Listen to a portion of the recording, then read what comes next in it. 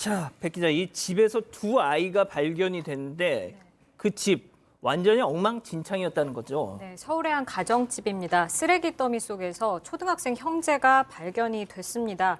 그림이 있을 텐데요. 네, 그 싱크대 쪽에 엉망진창입니다. 쓰레기가 어지럽게 놓여 있고 또 한동안 요리를 하지 않은 것 같죠. 가스레인지 위에도 이제 빈 상자가 있고 옆으로는 신발과 옷가지가 그대로 널려 있습니다. 예, 집이 여러 곳이 좀 엉망인데요. 화장실도 여기저기 지저분하다고 합니다. 곰팡이가 피어있는 모습 그대로 보이네요. 집안 다른 곳들도 마찬가지로 쓰레기가 쌓여 있던 걸로 파악이 됐습니다. 열린 문틈 사이로 저렇게 지저분한 환경이 이웃들한테도 보일 정도였는데 결국 아동학대 전담 공무원의 신고로 아이들이 방치된 사실이 드러난 겁니다.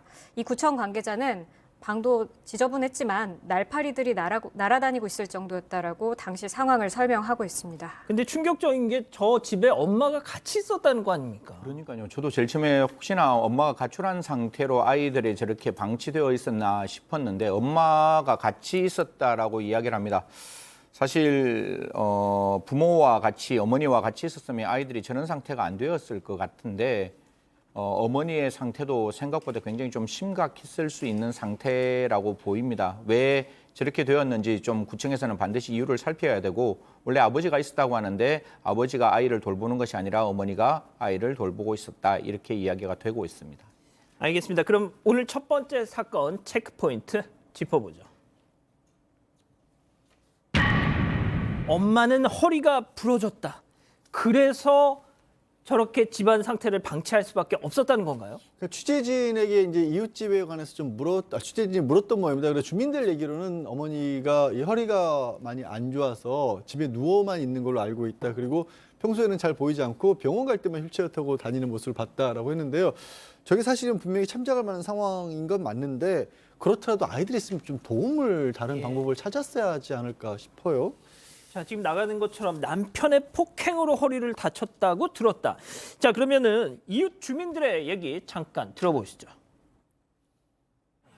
집 내부는 거의 뭐 그냥 발 디딜 틈이 없더라고요. 뭐가 그렇게 널려 있고 마음 같았으면은 그냥 가서 한번 치워주고 싶더라고요. 근데 또 우리 애들 보고 엄마 한번 애들이 있는데도 한번 치워주고 싶다고 얘기를 하니까 애들이 엄마 그런 거 함부로 건드리면 안 된다고 뭐 없어지고 있으면 모여 사면 어떡하겠냐고. 그래서 지저분하게 많이 지저분하더라고요. 소장님, 저것도 뭐 저장 강박 이런 걸로 봐야 되나요? 저도 맨 처음에는 기사 제목만 보고는 저장 강박인 줄 알았어요. 근데 지금 보면은 이제 엄마가 신체적으로 정신적으로 무너져서 아이들을 돌보지 못한 상황으로 봐야 되는 거 아닌가라는 생각이 들고요. 저장 강박증인 줄 알고 갔더니 사실은 엄마와 아이들이 다 구조되어야 되는 상황이 상당히 많습니다. 그래서 우리가 이렇게 겉으로 보기에는 정리하지 않았다라는 거지만 그 속의 이유는 무엇인지 항상 좀 더 면밀히 관찰할 필요가 있다고 봅니다. 지금 아이들 상태가 제일 걱정인 거잖아요, 승 의원님. 예, 맞습니다. 제일 처음에 이제 아이들이 저런 상태에서 혹시나 뭐 이렇게 건강상의 문제가 있는지를 좀 살펴봤는데 그 중에 한 명이 지금 코로나19에 감염되어 있었다라는 사실까지 발견이 됐습니다. 알려졌습니다.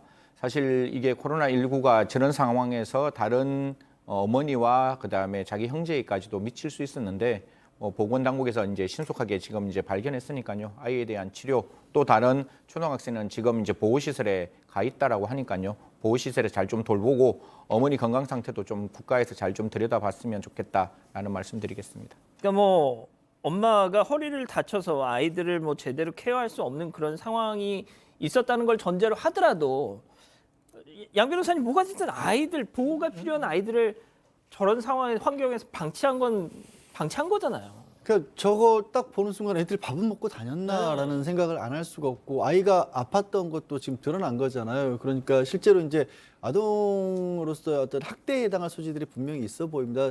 필요한 도움도 받지 못했고 의료적인 처치도 받지 못했기 때문에 다만 아까 이제 박상희 소장이 잠깐 지적한 것처럼 저 아이 엄마가 일부러 저런 일을 한 것이냐는 분명히 따져봐야죠. 그래서 일단 아이 치료가 좀 끝난 다음에 경찰에서 그 부분을 조사를 하겠다고 했습니다. 예. 알겠습니다. 첫 번째 사건 이 정도로 정리하고요.